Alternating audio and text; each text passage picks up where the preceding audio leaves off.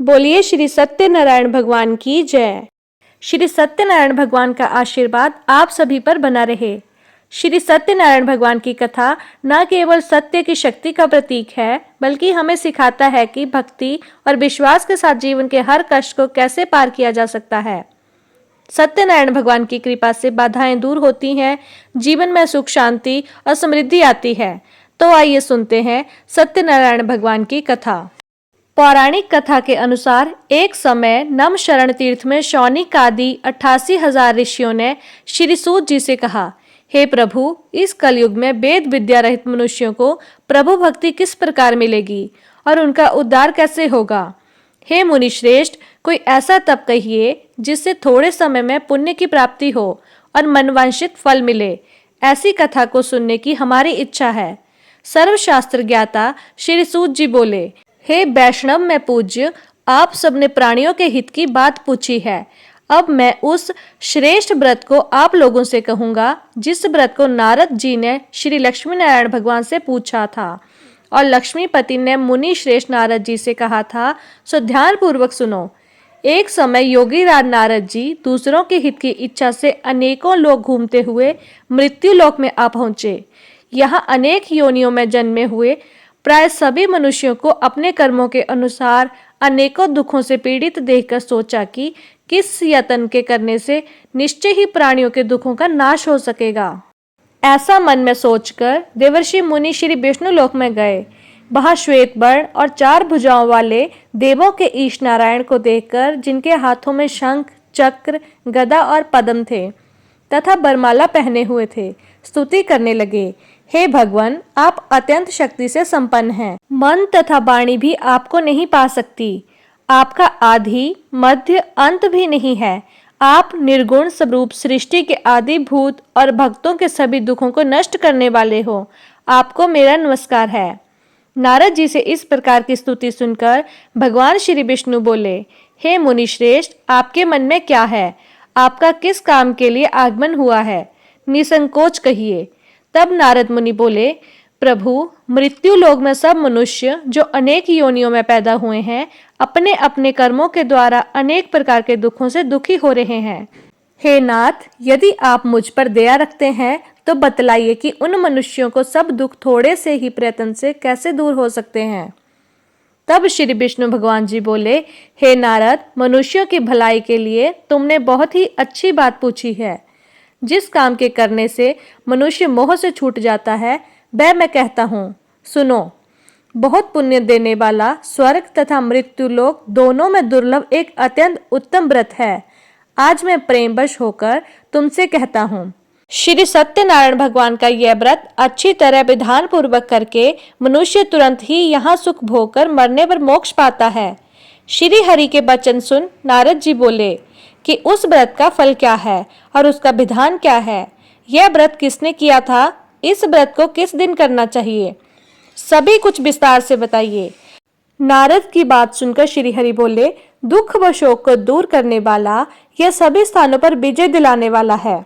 मानव को भक्ति व श्रद्धा के साथ शाम को श्री सत्यनारायण की पूजा धर्मपरायण होकर ब्राह्मणों व बंधुओं के साथ करनी चाहिए। भक्ति भाव से ही नैवेद्य, केले का फल, घी, दूध और गेहूं का आटा सवाया लें। गेहूं के स्थान पर साठी का आटा, शक्कर तथा गुड़ लेकर सभी भक्षण योग्य पदार्थों को मिलाकर भगवान का भोग लगाएं। ब्राह्मणों सहित बंधु बांधवों को भी भोजन कराएं। उसके बाद स्वयं भोजन करें। भजन कीर्तन के साथ भगवान की भक्ति में लीन हो जाएं। इस तरह से सत्यनारायण भगवान की यह व्रत करने पर मनुष्य की सारी इच्छाएं निश्चित रूप से पूरी होती हैं। इस कलयुग में मोक्ष का यही एक सरल उपाय बताया गया है। श्री सत्यनारायण व्रत कथा का पहला अध्याय संपूर्ण। बोलिए श्री सत्यनारायण भगवान की जय। सूत जी बोले, हे ऋषियों, जिसने पहले समय में इस व्रत को किया था उसका इतिहास कहता हूँ। ध्यान से सुनो।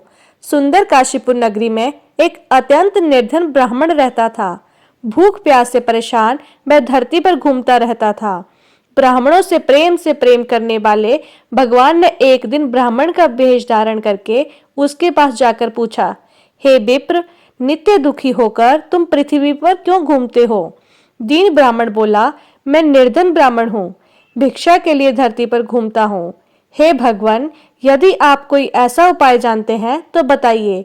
वृद्ध ब्राह्मण कहता है कि सत्यनारायण भगवान मनोवांछित फल देने वाले हैं, इसलिए तुम उनका पूजन करो। इसे करने से मनुष्य सभी दुखों से मुक्त हो जाता है। वृद्ध ब्राह्मण बनकर आए सत्यनारायण भगवान उस निर्धन ब्राह्मण को व्रत का सारा विधान बताकर अंतर्ध्यान हो गए। ब्राह्मण मन ही मन सोचने लगा कि जिस व्रत को वृद्ध ब्राह्मण करने को कह गया है, मैं उसे जरूर करूंगा। यह निश्चय करने के बाद उसे रात में नींद नहीं आई। वह सवेरे उठकर सत्यनारायण भगवान के व्रत का निश्चय कर भिक्षा के लिए चला गया। उस दिन निर्धन ब्राह्मण को भिक्षा में बहुत सारा धन मिला, जिससे उसने बंधु बांधवों के साथ मिलकर श्री सत्यनारायण भगवान का व्रत संपन्न किया। भगवान सत्यनारायण का व्रत संपन्न करने के बाद मैं निर्धन ब्राह्मण सभी दुखों से छूट गया और अनेक प्रकार की संपत्तियों से युक्त हो गया। उसी समय से यह ब्राह्मण हर माह इस व्रत को करने लगा।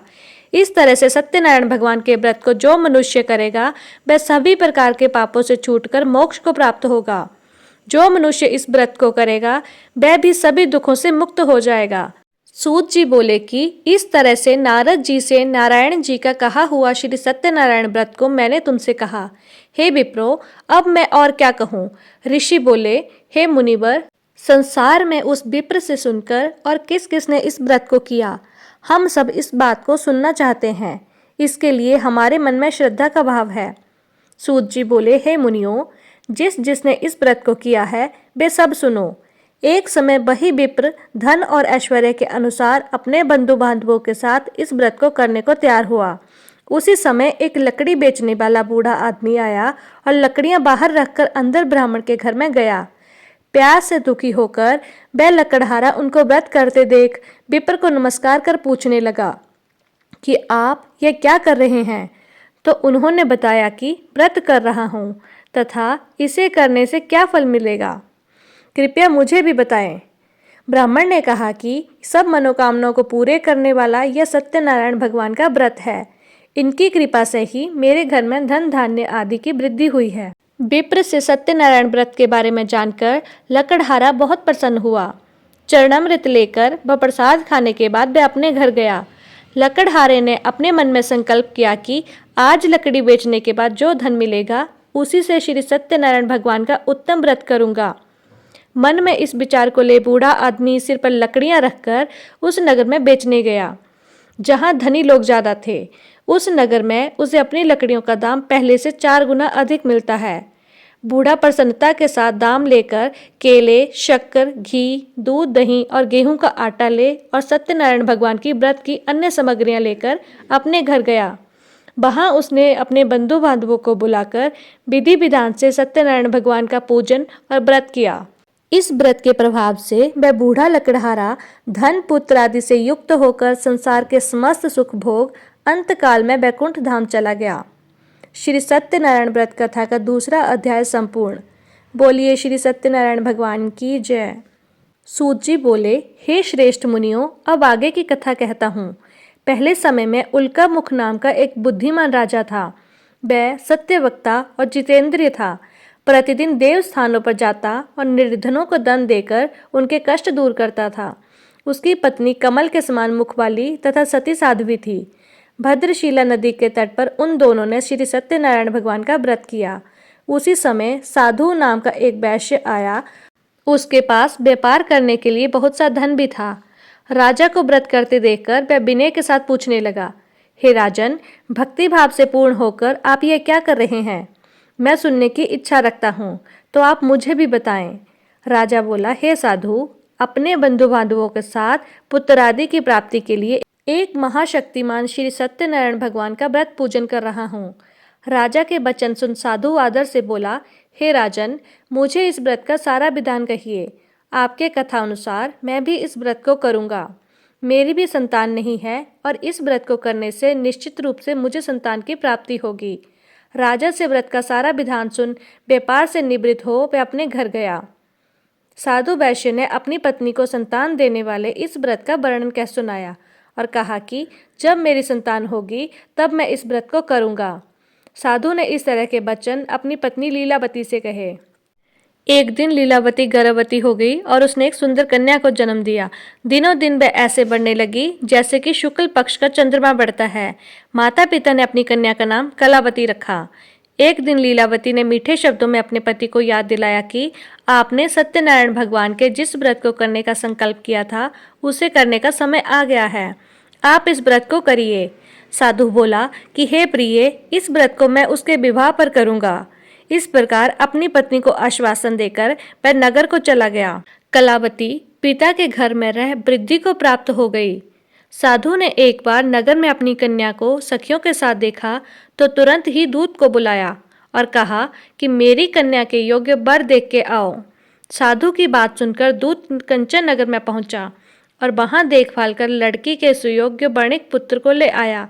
सुयोग्य लड़के को देख साधु ने बंधु बांधवों को बुलाकर अपनी पुत्री का विवाह कर दिया। लेकिन दुर्भाग्य की बात यह कि साधु ने अभी भी सत्यनारायण भगवान का व्रत नहीं किया। इस पर श्री भगवान क्रोधित हो गए और श्राप दिया कि साधु को अत्यधिक दुख मिले। अपने कार्य में कुशल साधु बनिया जमाई को लेकर समुद्र के पास स्थित होकर रत्नासारपुर नगर में गया। वहां जाकर दामाद ससुर दोनों मिलकर चंद्रकेतु राजा के नगर में व्यापार करने लगे। एक दिन भगवान सत्यनारायण की माया से एक चोर राजा का धन चुराकर भाग रहा था। उसने राजा के सिपाहियों को अपना पीछा करते देख चुराया हुआ धन वहां रख दिया जहां साधु अपने जवाई के साथ ठहरा हुआ था।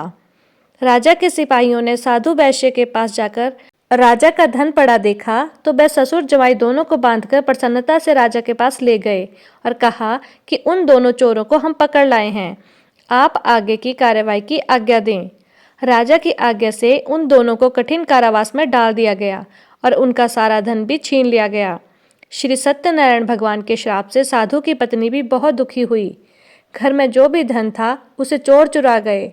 शारीरिक तथा मानसिक पीड़ा व भूख प्यास से अति दुखी होकर अन्न की चिंता में कलावती ब्राह्मण के घर गई। वहां उसने श्री सत्यनारायण भगवान का व्रत होते देखा। फिर कथा भी सुनी।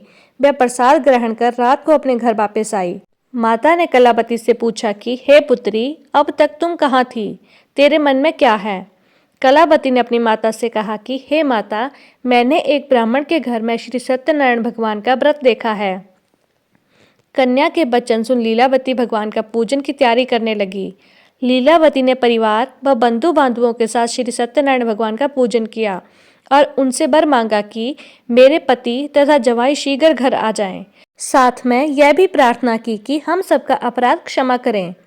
श्री सत्यनारायण भगवान इस व्रत से संतुष्ट हो गए और राजा चंद्रकेतु को सपने में दर्शन दिए और कहा, हे राजन, तुम उन दोनों वैश्यों को छोड़ दो और तुमने जो उनका धन लिया है उसे वापस कर दो।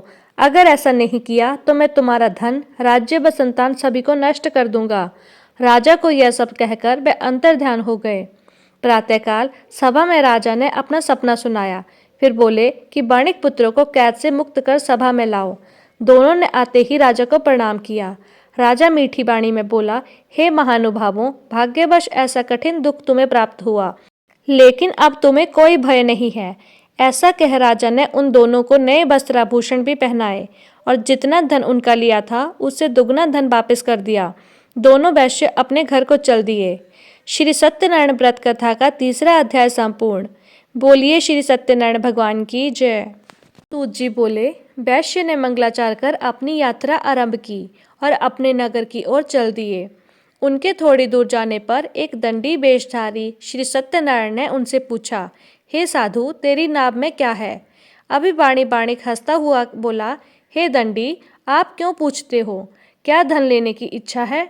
मेरी नाव में तो बेल व पत्ते भरे हुए हैं। वैश्य के कठोर वचन सुन भगवान बोले, तुम्हारा वचन सत्य हो। दंडी ऐसे वचन कह वहां से दूर चले गए। कुछ दूर जाकर समुद्र के किनारे बैठ गए। दंडी के जाने के बाद साधु वैश्य ने नित्य क्रिया के पश्चात नाव को ऊंची उठते देखकर अचंबा माना और नाव में बेल पत्ते देखकर वह मूर्छित हो जमीन पर गिर पड़ा। मूर्छा खुलने पर वह अत्यंत शोक में डूब गया। तब उसका दामाद बोला कि आप शोक न मनाएं, यह दंडी का शाप है, इसलिए हमें उनकी शरण में जाना चाहिए, तभी हमारी मनोकामना पूरी होगी। दामाद की बात सुनकर वह दंडी के पास पहुंचा और नित्य अभिभाव नमस्कार कर बोला, मैंने आपसे जो असत्य वचन कहे थे उनके लिए मुझे क्षमा कर दें। ऐसा कहकर महान शोकातुर हो रोने लगा। तब दंडी भगवान बोले, हे बाणिक पुत्र, मेरी आज्ञा से ही बार बार तुम्हें दुख प्राप्त हुआ है। तू मेरी पूजा से विमुख हुआ। साधु बोला, हे भगवान, आपकी माया से ब्रह्मा आदि देवता भी आपके रूप को नहीं जानते, तब मैं अज्ञानी कैसे जान सकता हूँ। आप प्रसन्न होइए, अब मैं सामर्थ्य के अनुसार आपकी पूजा करूँगा। मेरी रक्षा करो और पहले के समान नौका में धन भर दो। साधु वैश्य के भक्ति पूर्वक वचन सुनकर भगवान प्रसन्न हो गए और उसकी इच्छा अनुसार वरदान देकर अंतर्ध्यान हो गए। ससुर जमाई जब नाव पर आए तो नाव धन से भरी हुई थी। फिर वहीं अपने अन्य साथियों के साथ सत्यनारायण भगवान का पूजन कर अपने नगर को चल दिए। जब नगर के नजदीक पहुंचे तो दूत को घर पर खबर करने के लिए भेज दिया। दूत साधु की पत्नी को प्रणाम कर कहता है कि मालिक अपने दामाद सहित नगर के निकट आ गए हैं। दूत की बात सुन साधु की पत्नी लीलावती ने बड़े हर्ष के साथ सत्यनारायण भगवान का पूजन कर अपनी पुत्री कलावती से कहा कि मैं अपने पति के दर्शन को जाती हूँ, तू कार्य पूर्ण कर शीघ्र आ जा। माता के ऐसे वचन सुन कलावती जल्दी से प्रसाद छोड़ अपने पति के पास चली गई। प्रसाद की अवज्ञा के कारण श्री सत्यनारायण भगवान रुष्ट हो गए और नाव सहित उसके पति को पानी में डुबो दिया। कलावती अपने पति को बाहर ना पाकर रोती हुई जमीन पर गिर गई। नौका को डूबा हुआ देख व कन्या को रोता देख साधु दुखी होकर बोला, हे प्रभु, मुझसे तथा मेरे परिवार से जो भी भूल हुई है उसे क्षमा करें। साधु के दीन वचन सुनकर श्री सत्यनारायण भगवान प्रसन्न हो गए और आकाशवाणी हुई, हे साधु, तेरी कन्या मेरे प्रसाद को छोड़कर आई है, इसलिए उसका पति अदृश्य हो गया है। यदि वह घर जाकर प्रसाद खाकर लौटती है तो इसका पति अवश्य मिलेगा। ऐसी आकाशवाणी सुन कलावती घर पहुंचकर प्रसाद खाती है और फिर आकर अपने पति के दर्शन करती है। उसके बाद साधु अपने बंधु बांधवों सहित श्री सत्यनारायण भगवान का विधि विधान से पूजन करता है।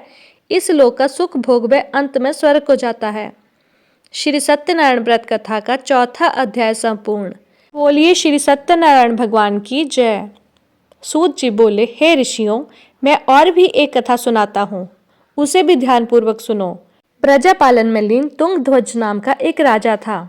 उसने भी भगवान का प्रसाद त्याग कर बहुत ही दुख पान किया। एक बार वन में जाकर वन्य पशुओं को मारकर वह बड़ के पेड़ के नीचे गया। वहां उसने ग्वालों को भक्ति भाव से अपने बंधु बांधवों सहित सत्यनारायण भगवान का पूजन करते देखा। अभिमानवश राजा ने उन्हें देखकर भी पूजा स्थान में नहीं गया और ना ही उसने भगवान को नमस्कार किया। ग्वालों ने राजा को प्रसाद दिया, लेकिन उसने वह प्रसाद भी नहीं खाया और प्रसाद को वहीं छोड़ वह अपने नगर को चला गया।